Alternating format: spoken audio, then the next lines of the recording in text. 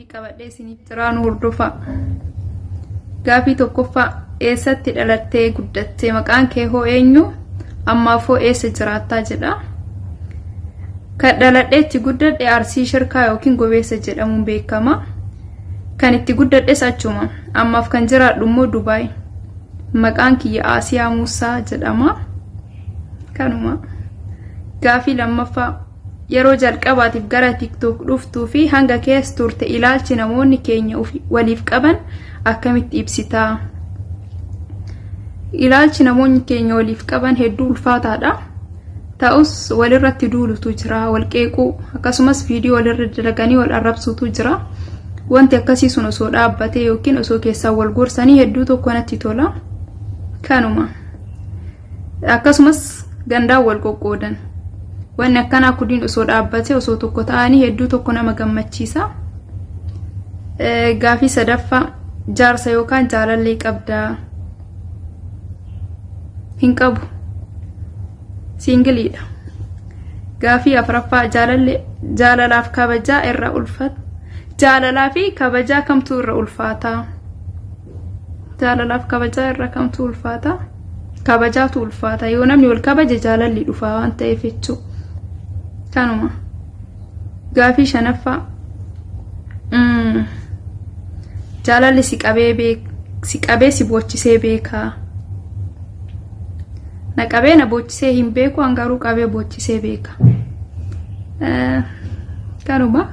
Gaafii jahaffaa wanti ati addunyaa kanarraa arguu hin feene maalinni? Taayyee fi Abiyyi. Osoo arguu baadhee natti tola.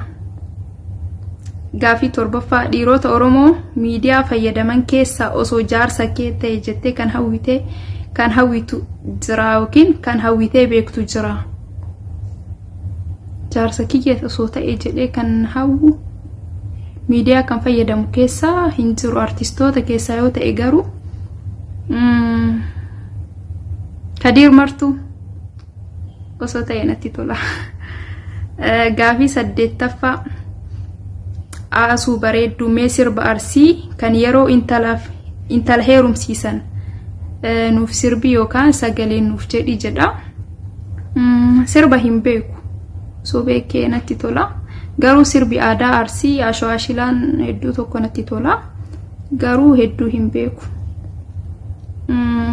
Gaafii saglaffaa mudannoo kee isa yoomi?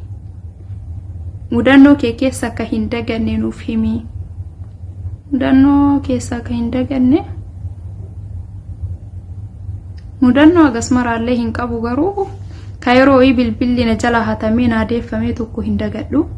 Bilbila konkolaataa keessatti namtichi ittiin bilbiladhanaan jedhee kenneefi achi osoma ilaalu bilbilicha kiyya fuudhee bu'eeni inni hattuudha duraayyuu. Waanatti godhee fuudhee bu'eeni achi booda kadhadhee kan naaf deebise hin dagadhu. Kanuma. Gaafii kudhanaffaa namoonni hedduun Kiyaar Bashiir maal keeti jedhu? Kiyaar Bashiir obboleessa kiyya. Waliin hin dhalanne malee akkuma obboleessaati jechuudha.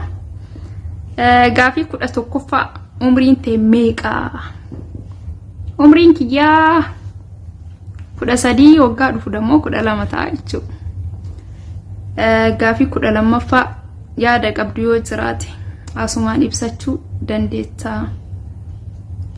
Yaadni an qabu Oromoo irraa wanti an jibbu yookiin wanti na dabbaroo jiraate tokkoffaa gandaan wal qoqqoodanii, lammaffaa walirratti duulanii, sadaffaa immootu waan xiqqoo argatan ajandaa wal godhatanii yookiin yuutuubii irratti wal baasanii, miidiyaa irratti wal baasanii hedduu tokko wal qeeqanii wanti akkasii sun osoo dhaabbatee hedduu tokko natti tola jechuudha.